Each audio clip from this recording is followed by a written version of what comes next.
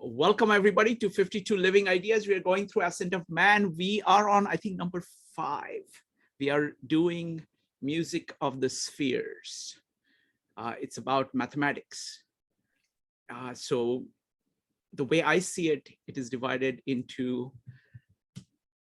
Pythagoras on music, Pythagoras on the right angle triangle, then the medieval times during Islamic achievements of patterns, and then there is a piece on perspectives. So that's the kind of 3 big areas. So we'll start with Pythagoras, both music and the Pythagoras theorem. And what we'll do is that this is going to be highly interactive. Note that we have only, it's 3:35, and we have only up till about 4:50 or so, because we have a meetup at 5 o'clock. So we'll have to, keep things brief and moving on. So as always, this is extremely interactive. For people who have watched the videos, I'm going to invite them to give their comments about what they got. That's what from what they got from the video, and we'll go in from that. All right, so go ahead and type exclamation mark if you would like to comment about, if you want to make brief comments about this video as a whole, you're welcome to do that. And then mostly focus on Pythagoras first. So we're going to do Pythagoras, then we're going to do the, mathematics in Islam, and then we're going to do perspectives. And then we were going to do catch-all on anything, kind of step back and look at the whole thing. So we'll go ahead and type exclamation mark in chat or raise your hand in Zoom in order to speak. We'll start with Joe. Joe, what did you think? I mean, this is one that I really need to go back and watch a couple more times as well, because I thought that this was perhaps the most rich one yet. Specifically, Joe, that keeps happening to me. I've gone to and you get 13 video. It's been like that. Go ahead. At 13, yeah, that's right. That's 13's your favorite by far. So that it keeps getting better. But I think that there are 5 areas that really stuck out to me. The relationship between mathematics and music was very clearly laid out. And the second thing is about 3D space and how that essentially it basically can reference itself. That's that's important. That's the second part. The horizon, I say his name, and light and how it hits our eye. We've gone over that on Comprehensivist Wednesdays. I thought that was also one of the significant parts of the video. And then analyzing how the movement of objects change is another part. And then how Newton's laws and how time actually factor into our consciousness is really, I think, important as well. But just coming back to the idea again to Pythagoras, as we were talking about, just how the single note, vibrating creates the ground note, and then dividing it like into each number of parts, how that actually became a harmony, like dividing a string into an exact number of parts, and how that became a harmony. It was really, I thought, the most because I've also heard that used with how they use that type of mathematics to determine the sound of waves as well. So that really kind of made it very, very clear to me. And then I guess still continuing with the idea of Pythagoras, well, I mean, I guess we get a little bit away from it when we're getting into the Islam aspect of things. When let's do one thing. Let's be flexible. You can go ahead and cover all the points that you want. Okay. Across the video, because we will not have that much time. I just want to make sure that we end up hitting everything that people care about, everything that people got from the video. So folks, you can go ahead and talk about any point that you got from the video. Go ahead, Joe. Well, and then just understanding symmetries and how we live in a three-dimensional space. Mhm. And we can see patterns within those. And basically that how the laws of space govern the laws of us, essentially.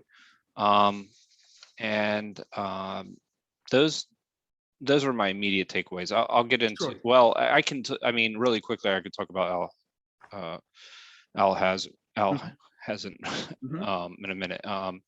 Basically, he recognized this, like how objects hit our eye and how the light hits our eye and why something is actually getting bigger when it comes closer to us and gets smaller as it gets away.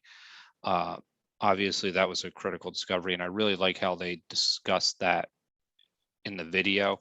I thought that was something that was, kind of critical to our understanding as well. And it was interesting how the Greeks never were able to figure that out. And I'll leave it at that for now. Wonderful. I'll comment only on one thing here. There is one of my favorite books on mathematics, which is accessible to anybody, but which is incredibly deep, is a book by, what's his name? Kevin Devlin, called Mathematics, a Science of Patterns. So the idea, fundamentally what you're trying to do with mathematics is you're trying to identify patterns. And I think that comes through here with music, then in the equilateral, the right angle triangles, and then the entire Islamic illustration of Islamic art with patterns. So I think the science of patterns runs through. We'll keep on making, I'll keep on making comments because this is a very rich episode. Next up is going to be Rupali, Dave, and Marjorie. Rupali, can you speak? Yes. So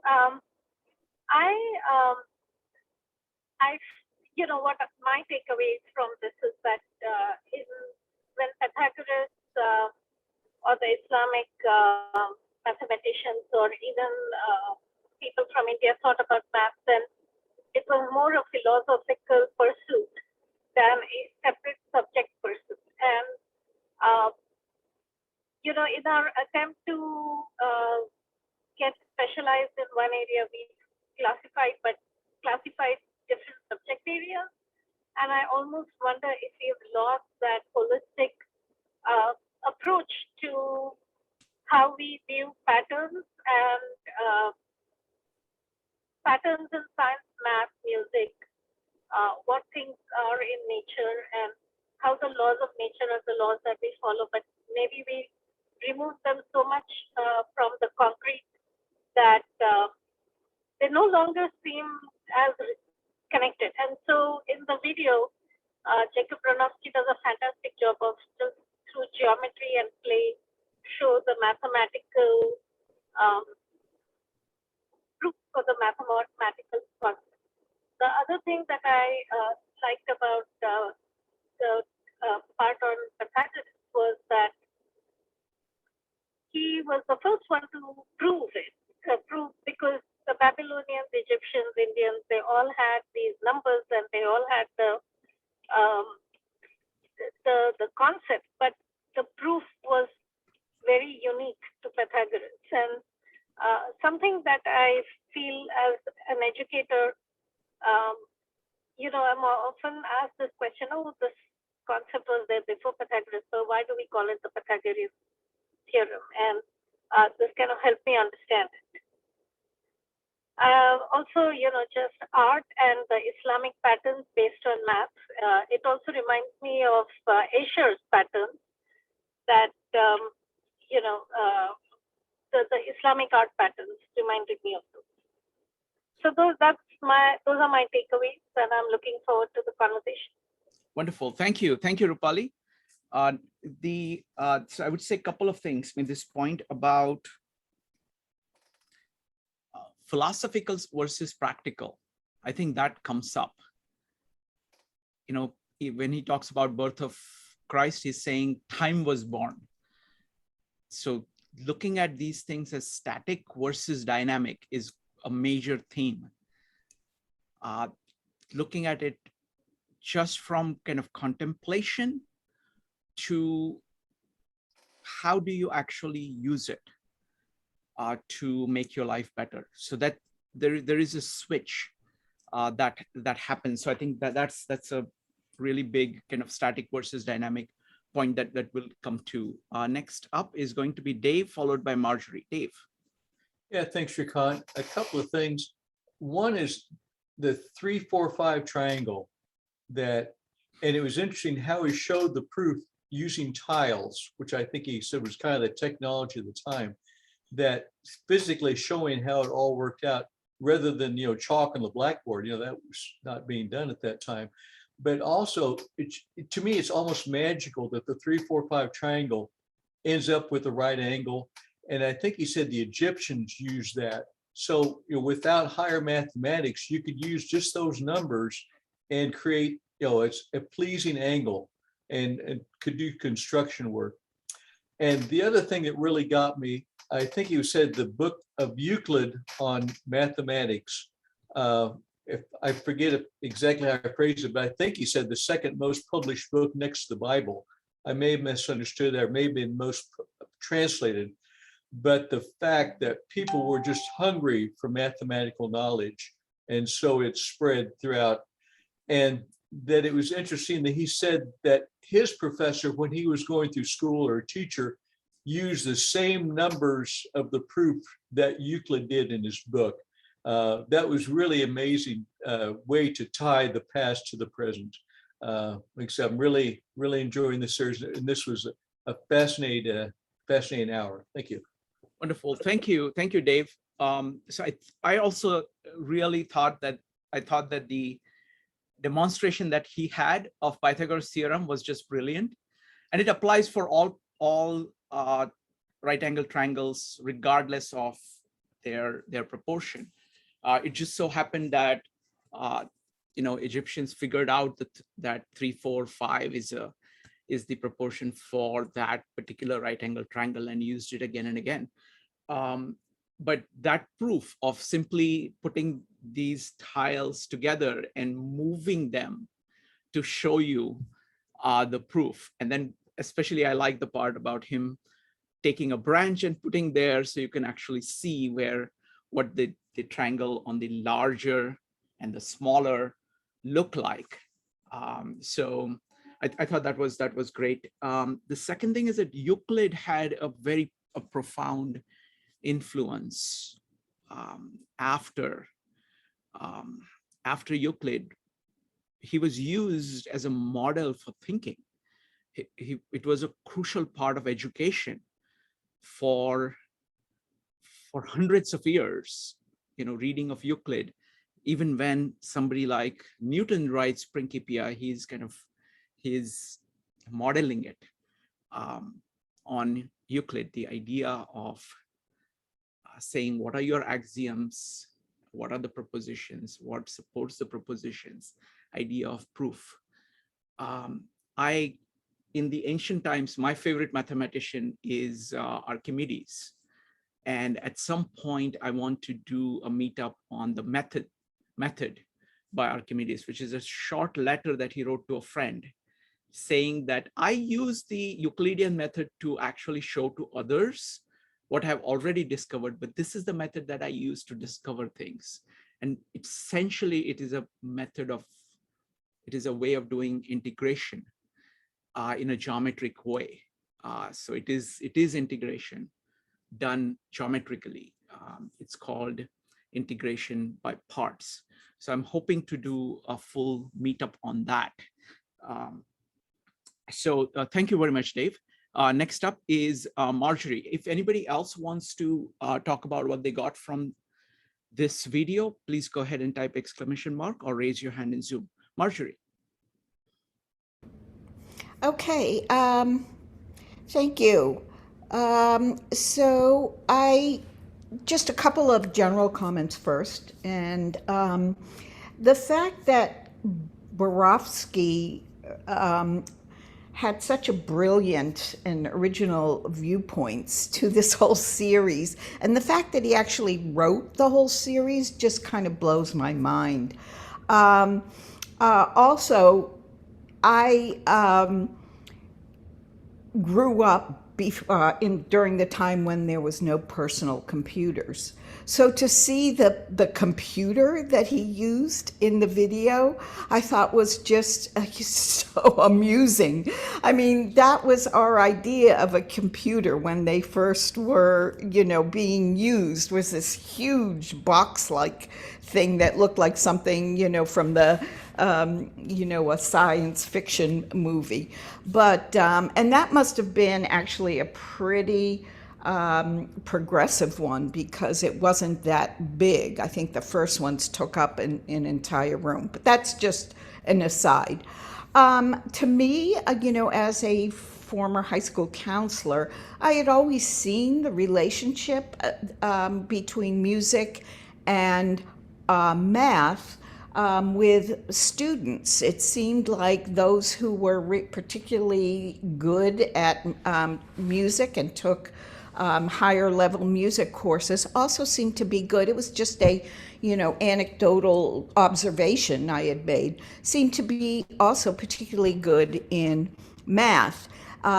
His explanation, Bronowski's explanation of how the Pythagorean theorem was originally related to the music seemed so clear and simple to me, and it made that relationship really understandable. And then the third comment I have was, before that, when they played, I guess, a recreation of what they thought Greek music would sound like, using Pythagorean's theory. To me, it sounded Eastern. It wasn't my idea of what, a harmonious kind of Greek music would sound like. And then the last comment I had was that the ideas of perspectives, patterns, art, and math, as shown in the Alhambra in Spain, how it was so integrated, and I found that just fascinating. So this whole series continues to fascinate me. Wonderful. Thank you, Marjorie. And folks, if you have further comments, go ahead and put an exclamation mark. So I'm going to comment on a few things and then again open it up for discussion. So firstly, I wanted to talk about the observation about that Greek music sounds Asian, and there is a relationship between Greece and Asian. So when I studied the ancient Greek, I kind of immersed myself in ancient Greek. That becomes very apparent. Western culture is mostly kind of Roman, along the Roman lines, but there is a sensibility that is there in Greek. And he points out that Ionia is just across. It's 1 mile from Asia Minor. So there is influence. So Greek thought has that element, which actually feels that. Now, in terms of music, Greeks had multiple scales, like the Ionian Scale, which is basically the Chinese scale. Those 5 notes, and they had kind of like, I think 5 or 6 different, like Phrygian, Ionian, and like a few other ones. Those are so it's a set of scales, and some of them sound, have equivalents in the Indian scales, for example. The next one I want to focus on is, I want to kind of step back and look at a couple of things. I want to look at 2 parts of the series. He's looking at like Pythagoras and Islamic and kind of medieval mathematics on the one hand, and then he starts to look at perspective. Okay, it is a dramatic shift between the former and the latter. One way to look at it is static versus dynamic. See what they are trying to do in perspective. And this you can see, for example, one of my favorite things is to look at museums which are arranged chronologically. Large museums do that. So for example, the Met here or the Louvre in Paris will have sections which are by age. And if you look at the medieval art, they are icons. They are not really capturing of real things. They are representations. It is really surprising. Bronowski points out, he talks about, he shows you a landscape of Florence, and there is no perspective there. They are just showing, this is a building that looks like this. This is a building that looks like this. But even when you look at human beings, you see that they are icons. You can see it most clearly in children who look like little people, just different scale. Whereas it's later in modern times with Renaissance that people are actually trying to figure out, what do things actually look like? What do I see? And perspective is one of the ways in which they do that. Firstly, they're actually paying attention to the world and trying to see what it is. They're trying to look at a human face and say, what do I see? What am I drawing? Is that the same? Instead of saying that I'm just going to capture represent, an icon that will represent it for me statically. So that idea of close attention to nature, being aware of actually how you see things, and perspective is a key for that. Seeing that different things, form a different cone. When things, the hand comes from here towards you, it occupies a larger cone, and things look like that. So I think that's a huge point. And that's why he talks about kind of the birth of time.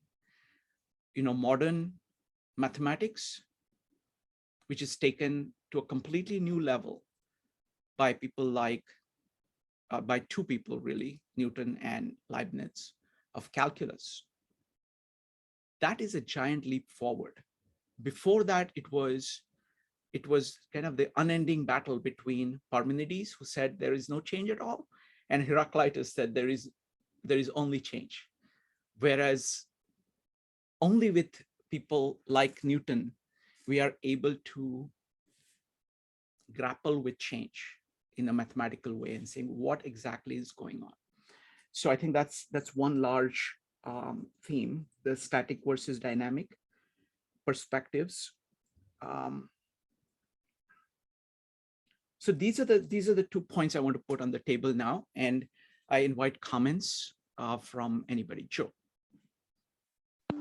Yeah, I mean, I think that was a really key point too, is like the Al has in, going the idea that perspective, because he goes right into that, and then to the Ptolemaic system and how they thought of circles, and how that basically thought of the Earth as the center of the universe. And that's a really important point, because once you have perspective and you're able to add in things like time and mathematics, that you're able to make the distinction between, what objects are actually, what direction they're moving in. And that's looking at yourself as understanding motion versus understanding yourself as being the center of everything else. And that it's kind of a critical, it brought forth for me how important the breakthrough is, just of understanding if my hand is far away or if it's right here, what the perspective means. Because then that enables all the other laws of motion to be understood. There's a connection between those two, and that he made that pretty clear to me. I mean, this is something I have to go back and study and watch a few times, but it is interesting how he makes all these connections across throughout the episode of all of these kinds of advancements in science, how each one of them build on each other. Right.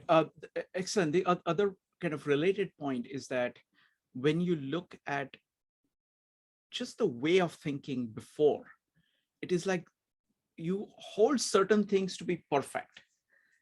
Like a circle is perfect. And then you're trying to fit everything to that construct that you have inside your mind.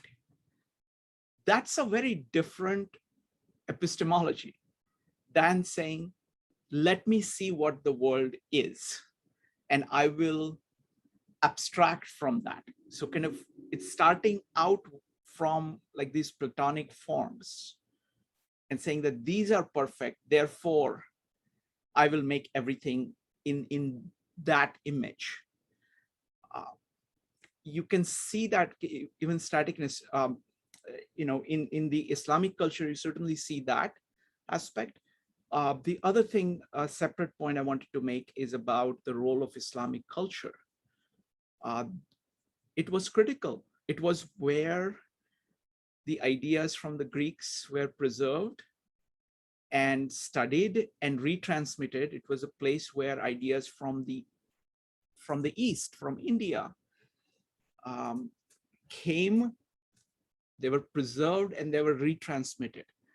And in the time where the West was focused on fixed concepts and did not like any concepts, any ideas that conflicted with that, there was a civilization, a large civilization, that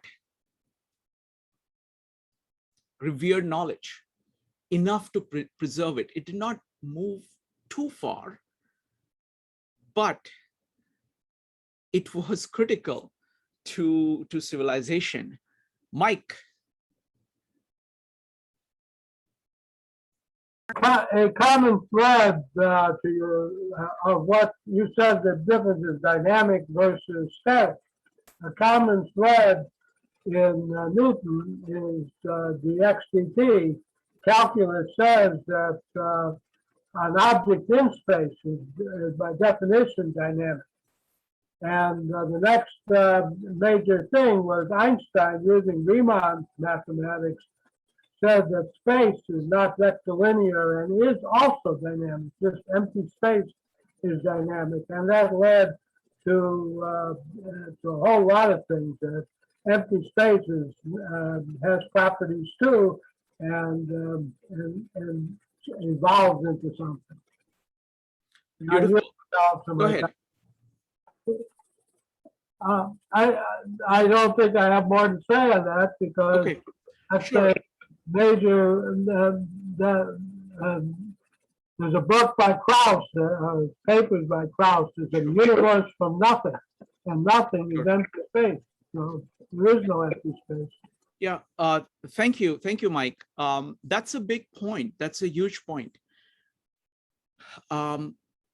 See, what happens is that progress happens in leaps. So for example, if you look, this is a difficult point, and we're going to be talking about Newton in a future episode. I think it's 2 episodes from now, I think. Newton conceived of space as static, as almost like, it's like that space is there and time is there and world is in it. Whereas what Einstein does is that he says reality is what it is and space is how you measure it. So it comes later. It's not like a Platonic thing that is there right from the beginning and in which reality is kind of playing, but you have to understand space and time with respect to reality and how you observe it. So he's moving in the same direction, just like Newton moves from a static view of people before him in the Middle Ages. Einstein is moving in the same direction, one more leap forward. Okay, let's see. All right, so now I'm going to open it up for any questions that, like, after watching this episode, what are the questions that you have that are on your mind? about this general topic of mathematics, of Pythagoras, of beginning of perspective. And if you have some comments, you can make comments too. So we can do both. Rupali followed by Charlie. Rupali.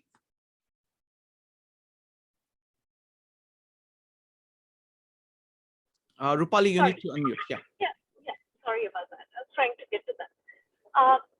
So, you know, the episode starts with the playing of the musical notes.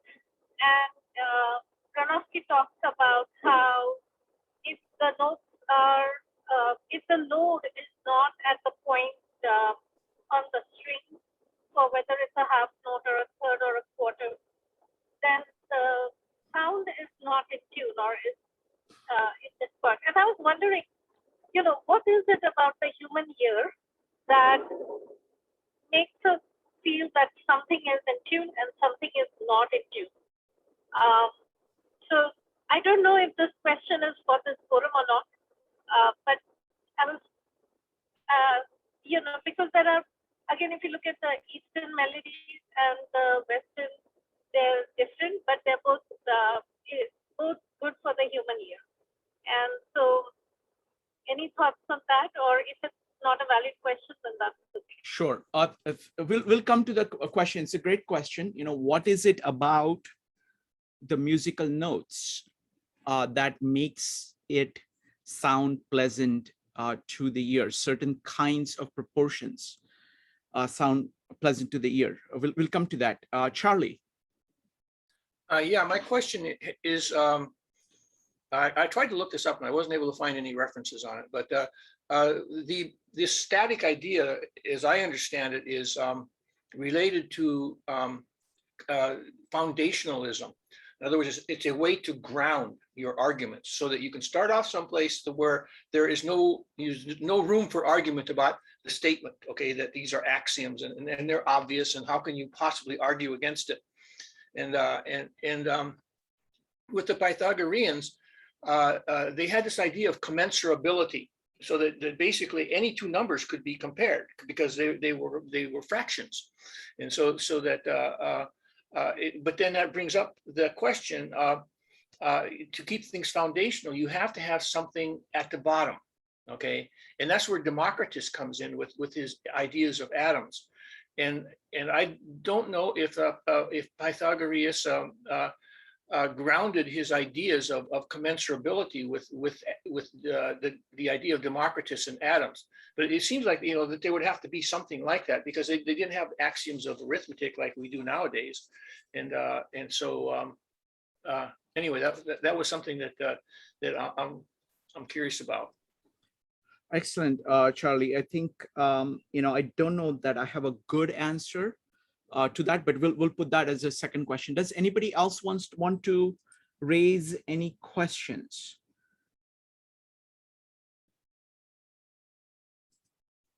I'm going to give another 10-15 seconds if you want to raise a question. Joe, go ahead.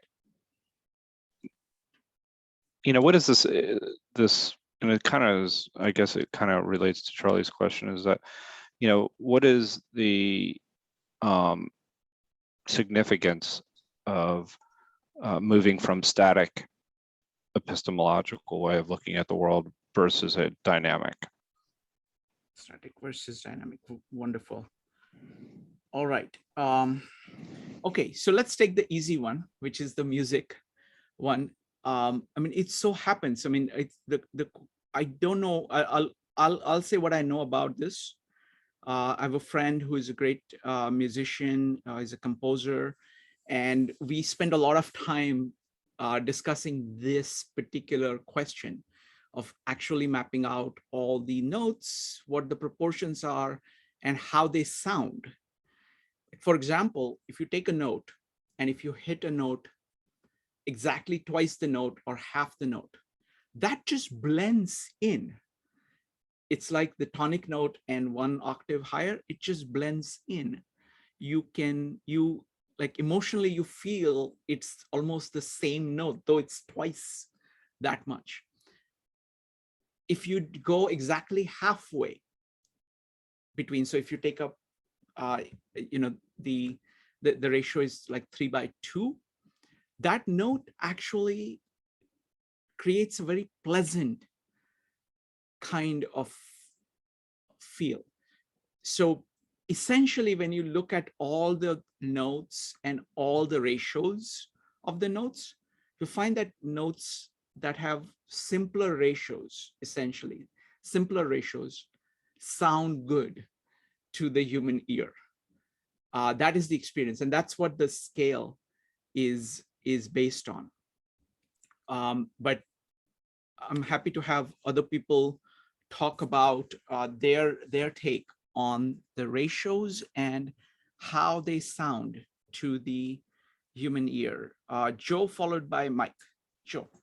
So this is interesting because this was something that kind of really hit home with me with understanding how math and nature actually relate to one another and how sounds come back to us, and understanding that what you said, the more simple notes, how they sound more pleasing, and the importance of that. But how composers can make things really complex, and it may not sound like the way we wanted No, it it's to. not. Sorry, I was, Go ahead, please. maybe I was not clear. It's not simple notes. It's basically the ratio between notes. The Yeah. ratio between notes is simple. They sound harmonious. But this Right. is what we're talking about, is hearing just those two notes playing together or in succession or quick succession. Right. Yeah. Go ahead. So dividing it into exact number of parts is Yes. what makes a harmony. Simple ratios. Yeah. Simple ratios. Yeah, I mean, that kind of, it's interesting how that is pleasing to our ear, because that essentially is showing how math and nature kind of work together. And that's where it kind of, these whole numbers, dividing it into these whole numbers actually make it harmonious to me.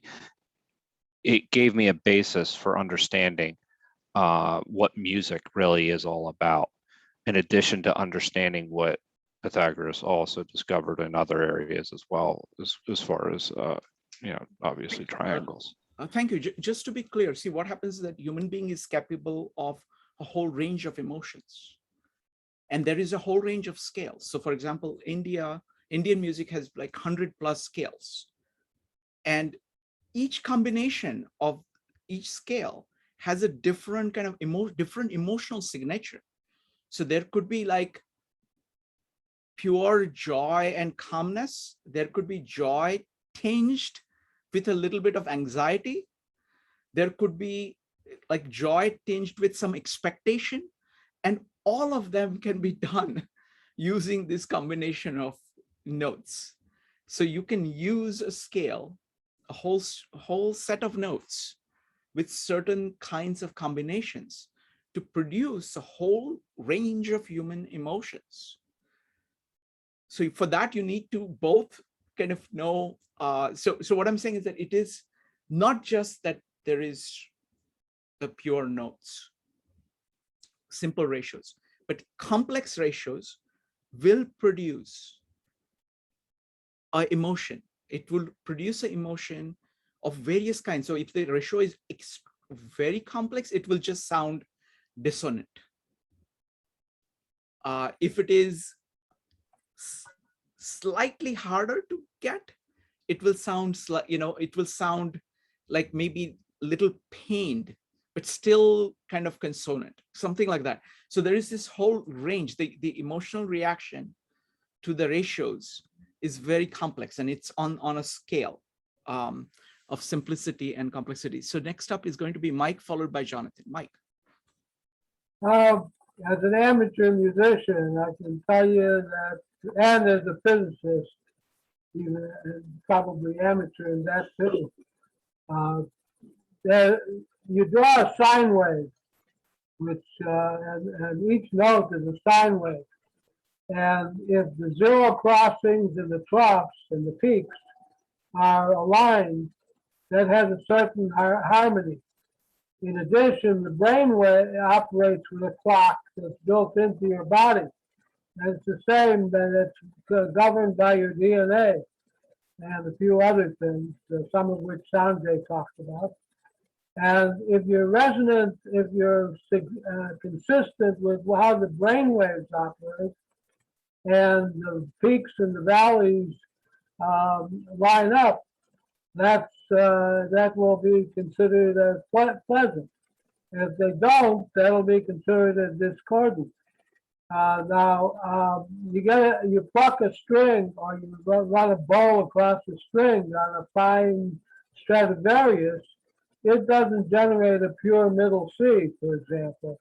It generates a whole series of harmonics. And the construction of that craftsman who made the violin made that to create sounds that appear, that where the troughs and the peaks line up in a way that's consistent with how the brain expects them to line up. Wonderful. Thank you, Mike. Helmholtz wrote his music, his understanding of the ear based on that, and a good musician may not have read his equations, but they figure it out somehow. Yeah, and I definitely second Mike's recommendation about Helmholtz. He is really the pioneer in trying to figure out exactly how sound works. Next up is going to be Jonathan. John. Yeah, in college I took a music theory class, and that was pretty eye-opening. The sort of musician who had learned to play by ear, basically without being able to read music, and then getting to a certain parts and taking that theory class, and that really brings mathematics into notes and harmony and how they work together, and it really does become quite a subtle art to once you get past the basic harmonies of pleasant sounds, it really starts to become multi-dimensional in how musicians and people we know of as sort of like the great masters of classical music could play with that harmony and dissonance to make a whole palette of emotions and ideas through their music, and not just intervals, but also steps of intervals. So you could have a chord where it's a 1-3-5 tonic with fixed interval, and you could have it in one octave. But if you take that chord and you have the same intervals but spread them to multiple octaves apart, it will create a sort of like a derivative of that sound to make a more airy and or what have you, different sort of modality on that chord. And it really, and if you listen to classical music, what masters like Beethoven and Mozart, they're playing with this on a fantastic level, where they're leading you into slight dissonance and then bringing it back, or playing a theme. And so it's really quite a whole world, and that nexus of mathematics and music is really quite an amazing thing that I feel like we take for granted, and a lot of people don't have. It's unfortunate that people don't realize how amazing it is, to know that music actually has all this fantastic mathematics behind it.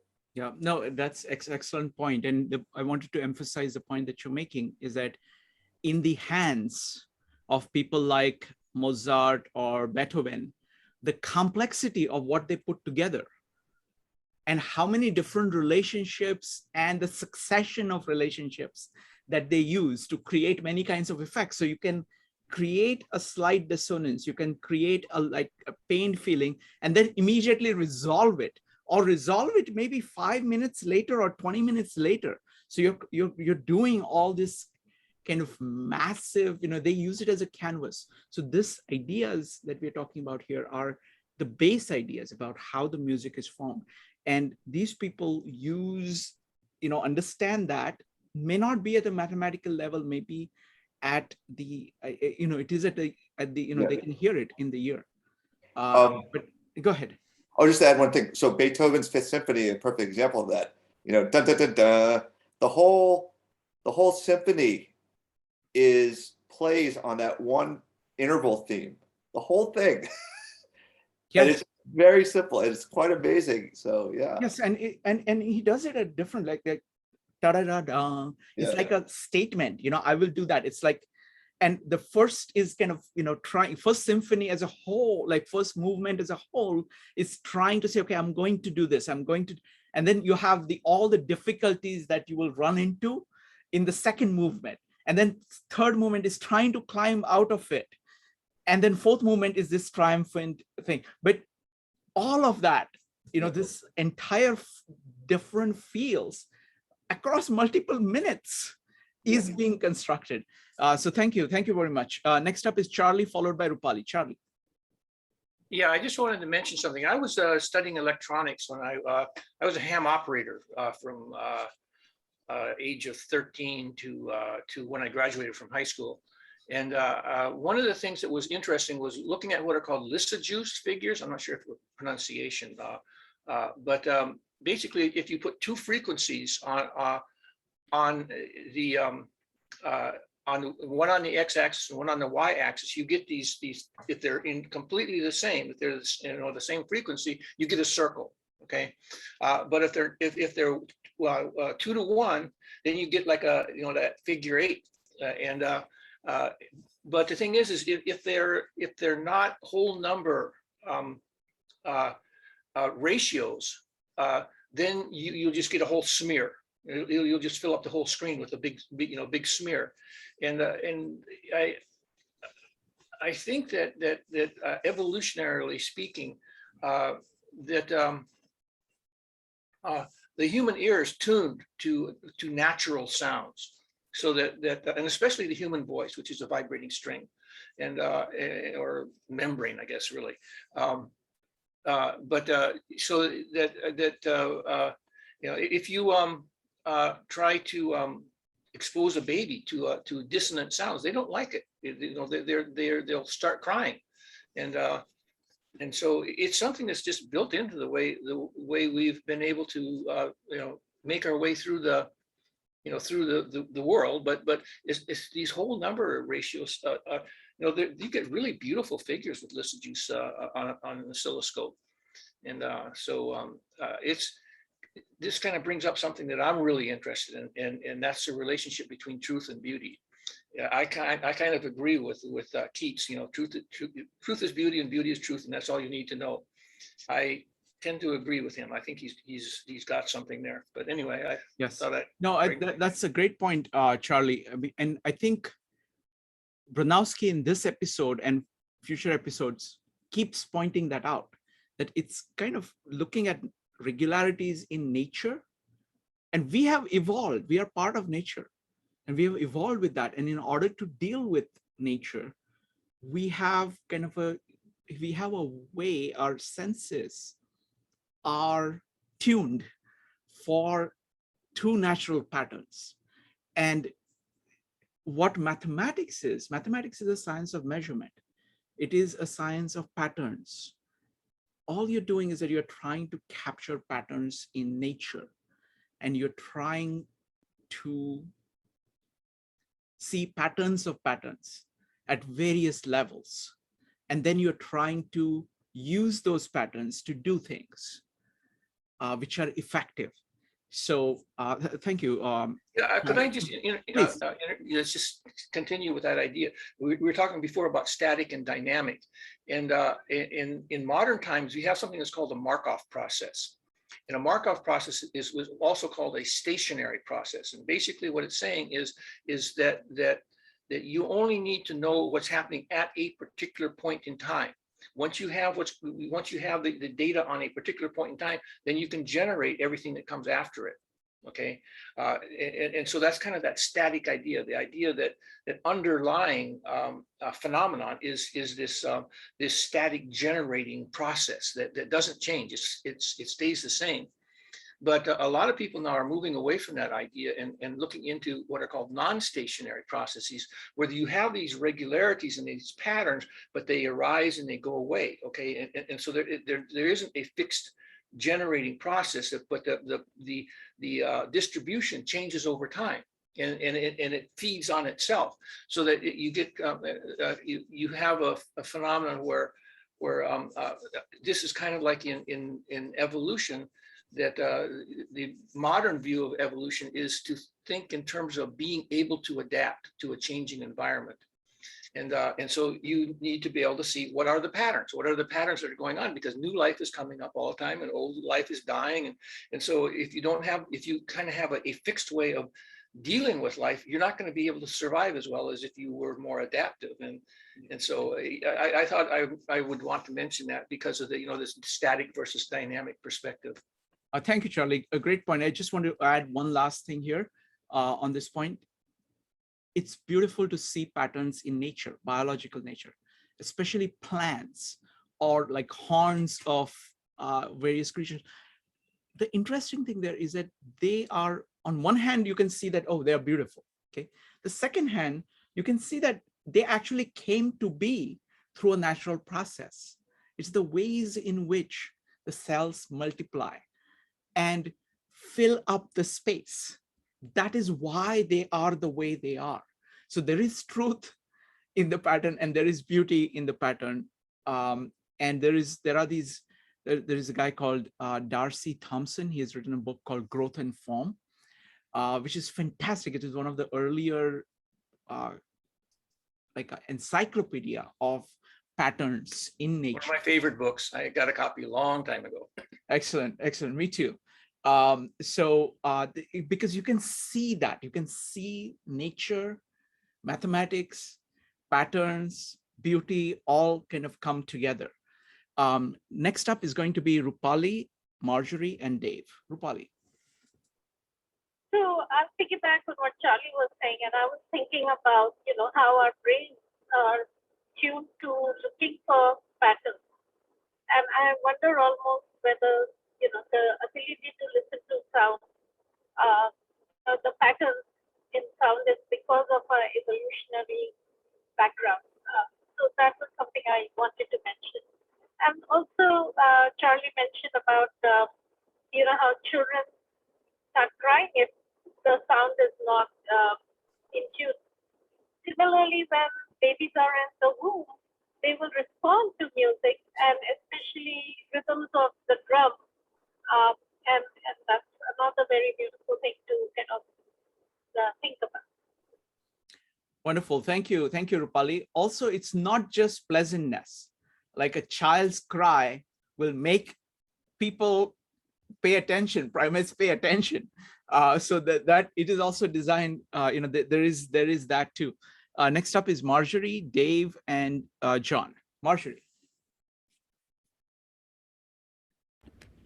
Yeah, I was just thinking about whale sounds and patterns. I've been, doing a little bit of reading about them, and how that the study of them has really, and it's such a different dimension, furthered, understanding of both sounds and music, and understanding of these creatures in the natural world.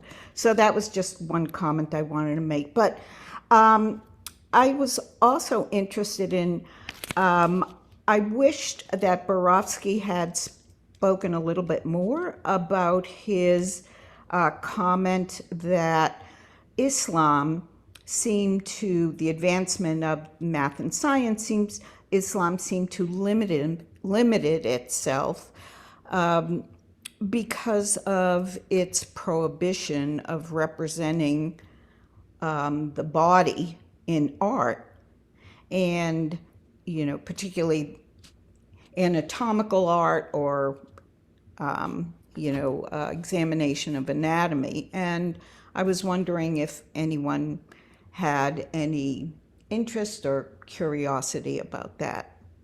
Yeah, I mean, that's very well documented fact. I mean, that Islam prohibits showing of forms. Many religions do. And it also prohibits, a study of anatomy. And if somebody does that, I mean, to the extent to which you do that, and that was not unique to Islam.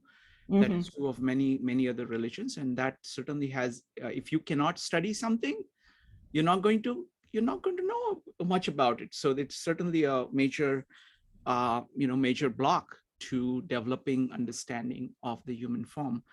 Next up is Dave, followed by John. Dave. Yeah, thanks, Shrikant. And I'll answer Marjorie's question quickly. First, in the Ten Commandments, it says, "Thou shalt create no graven images before me." And most people don't know what that word means, but you're thinking graven as engraving. And God says, "Don't make any images." And the Muslims obey that, and the Christians, it's one of the things we never obey. But the other thing I did want to talk about was crystalline structure. And I think we've gotten into that yet, is the atomic structure forces the shape of a crystal. And I think you said it was a salt crystal held up first was, a big rectangle or whatever. And the octahedron, I think you said was a diamond or whatever. But that there were the multiples of 3, 4, 5. And it was interesting that when the prime number 7, that there's no such thing as a 7-sided crystal. And up here in the Northwest, we have volcanic rock, and I forget the name of it, but always forms a 6-sided crystal. And I believe it's the same structure in Devil's Tower. Was that in Wyoming or whatever? There was in the, anyway, in one of the movies. But yeah, it's interesting how the music of the spheres or all these numbers appear in nature. Thank you. Thank you. Next up is going to be John. Yeah, I think the top, the subject of why we have numbers, like why number systems have developed, why humans are have an affinity for, and maybe animals in general, but humans have an affinity for pleasant sounding numbers or pleasant combinations and patterns, I think is a very fascinating subject. I suspect it's, I think probably not alone, but it's a survival mechanism, because we need to go through the world, and by patterning the world, we know how to go through it. And so I think I feel that like numbers or our proclivity for patterns in music, as an extension of that, is our playing with patterns in order to better simulate the world and go through it. And because we're humans and because we have big brains, we're sort of the best around at doing that. One thing, this is sort of tangential, but a recent article I read is about rogue waves.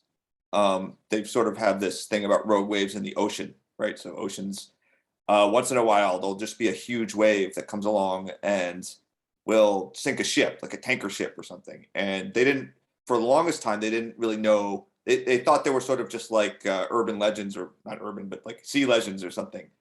And eventually, and this happened up until very recently, and then eventually they discovered that, no, these waves are real, and they're actually phenomenon in nature.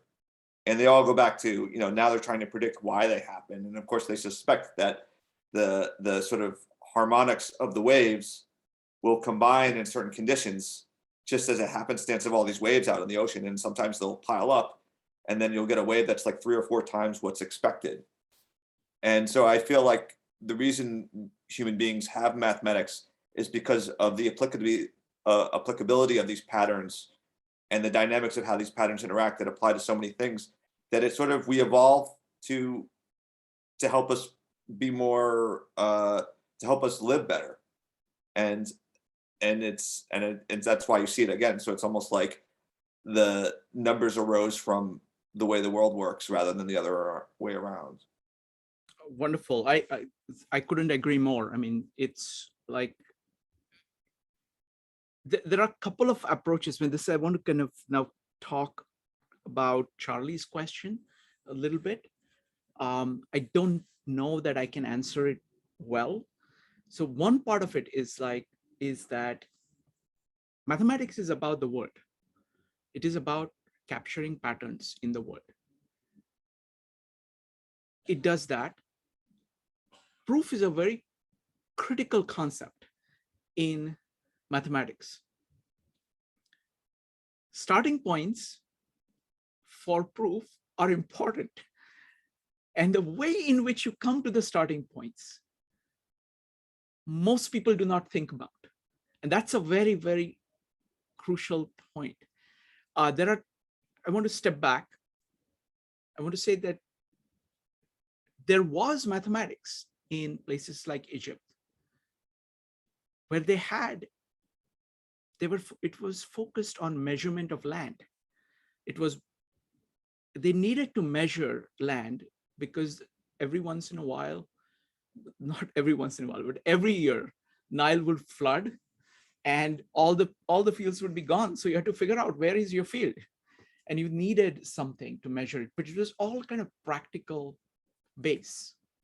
And that theme keeps coming back in math, the practical use of math. The second part of it is that you're trying to systematize it. You're trying to develop notations. You're trying to develop proofs. Let me take a moment about notations. Notations are critical because they limit or they help what you can do. I want to thank Indians for the zero and the place value notation, because it makes computation so much easier. Try doing multiplication with Roman numerals.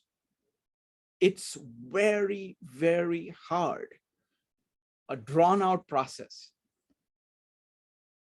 Everything, addition, multiplication, division, becomes incredibly easy with the place value notation. We don't have full time to go through kind of history of mathematics. I would like to do that at some point, but there is just so much. The other thing I want to say is that I'm a big fan of people who take things forward. So if you look at Pythagoras himself, he took things forward by showing, for the first time, identifying patterns in nature and doing proofs of that. Euclid is more of a systematizer. He brought many things together. Archimedes, on the other hand, is a true mathematical genius. What he did, if you look at his work, is taking things forward. Newton, Leibniz, Gauss, they are like that. So if you want to really understand mathematics, this is again a problem I have with most people. When we had Ruth Bernstein's here, they were complaining that the way in which science is taught is not actually science. People take results of science and they think that that is science. No, that's not how you do science. The process that goes into coming up with science is what you need to get at. Similarly, mathematical thinking is the process of trying to learn how to observe patterns and see patterns in patterns and start thinking in those terms. Most people, when they think of mathematics, they think of some formula which has already been established by somebody else, and they're just applying that to a particular thing. There is a value to that, but that's not the heart of doing mathematics. So that's another, I'm just making a bunch of points about mathematics, but just wanted to put that in table or on the table here, because we are going to, in the future episodes, we're going to look at different aspects of mathematics. Many of the cultures, human beings have a tendency of hanging on to the products of the past without understanding them. And the same products which were actually life-giving, that enable the culture to move forward, become the limits thereafter because they are held in that way. And that is one thing that you see throughout the Ascent of Man, that there is a genuine leap forward, and the same thing that took you forward is held in a way which stops the next next leap forward. Charlie.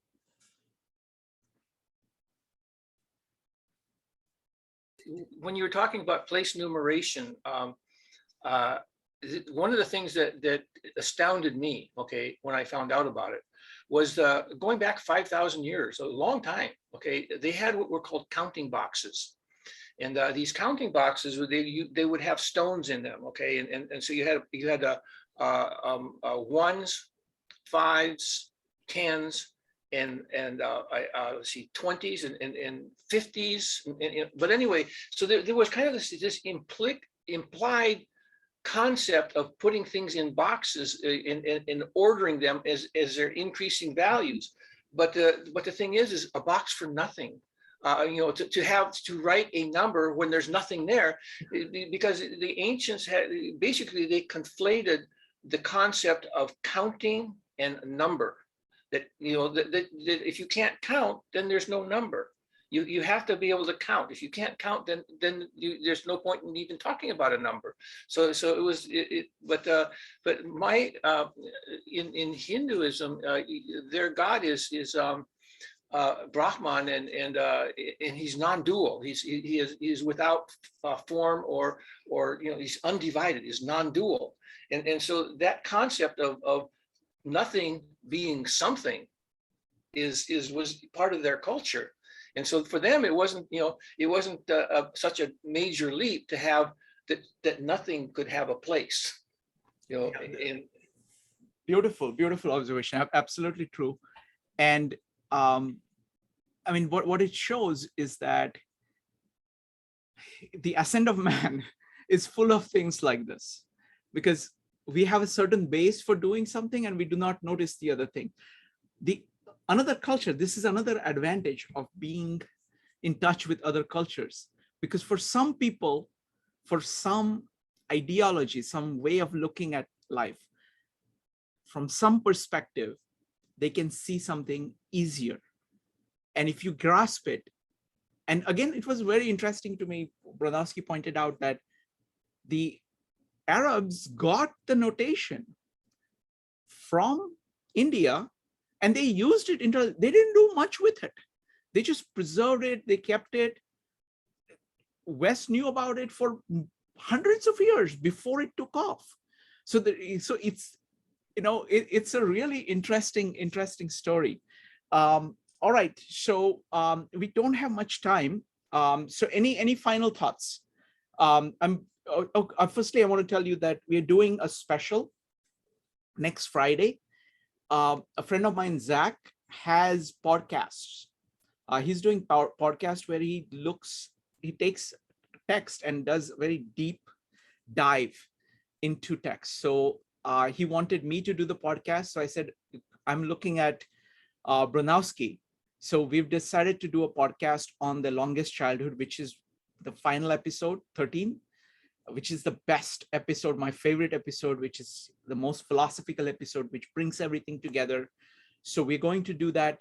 The format is going to be, initially we'll start with just the podcast. So I and Zach discussing number 13. And I'll give you a quick preview of that. There are just 6 points. And I encourage you, even if you have attended this before, I encourage you to go through it because it is so deep. It is so deep that I have already watched it about 6 or 7 times over the last month. And every time I watch it, there is more. So it starts with Bronowski's idea of social solitary, which is one of the deepest ideas. This is the idea that reverberated in my brain for the past 25 years. Every time I thought about human beings, I had to, Bronowski's voice saying social solitary. That's a huge idea. So that's number 1. Give me just a second. The second one is that of nature of man. What separates man from human beings? He does partly this in the last episode and partly in the first episode. What distinguishes human beings? Let me see here. There it is. The third point is that of longest childhood. What does long childhood do? Because it's such a large investment. Why is it worth it? And why is that essential for us to be human? So those are the three ises. So this is just what is. The next three are oughts. One is the ought that has been offered throughout most of human history. That's a static culture. Also, he makes a really interesting point that all utopias that people have projected, whether Plato or Christianity, are static. Heaven is static. Plato's forms are static. So you achieve this utopia where everything is static. And that's really a very odd view and for a living being. Okay, so we're going to focus on the static cultures and the static utopias. So that's one ideal. The second ideal is what he talks about. This is mostly born of printing and enlightenment. He calls democracy of intellect. And lastly, he projects an ideal for human beings of how should you look at ideals. So those are the three oughts. The traditional solution that is provided, the solution provided by enlightenment, and solution for you. So it's one of the most profound things. So I will have, Zach is a very good friend, so it's going to be very deep conversation. I've been preparing for it. We have already had 3 or 4 conversations about it. And so we'll have a conversation, and then I'm going to open it up to everybody for discussion. So we'll have a deep discussion on that. So that's that's coming up this Friday. I think this is a fantastic series, and I'm certainly learning a lot. Every episode, I get so much. I end up watching it at least 3 times, and deliberately I'm structuring this as a conversation. So please dive deeply into this material, either in written form, it's available as a book, or the audio. Both of them are incredibly good, and bring up whatever points you can. All right, and we will have a detailed discussion. So any final thoughts by anybody?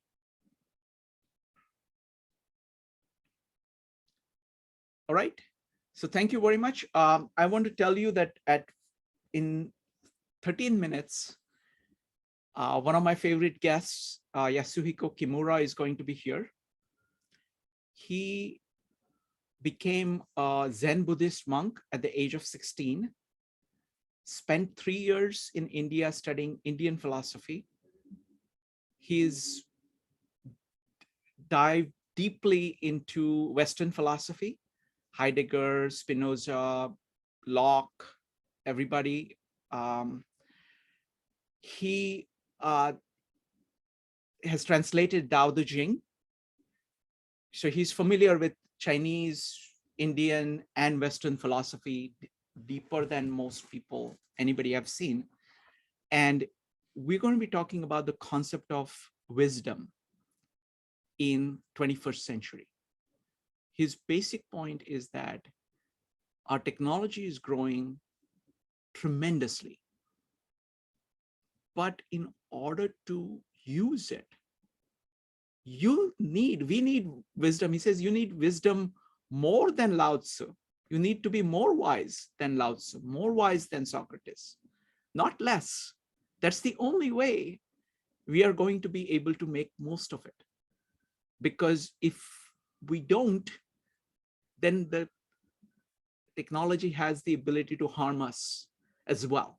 So we need to be wise about technology. So what kind of wisdom is needed in this age? The thing I like about Yasuhiko is that he's bringing in the ideas of West and East. Unlike those in the West who don't really understand the East, he does understand the East. Unlike those in the East who don't understand the West, he does understand the West.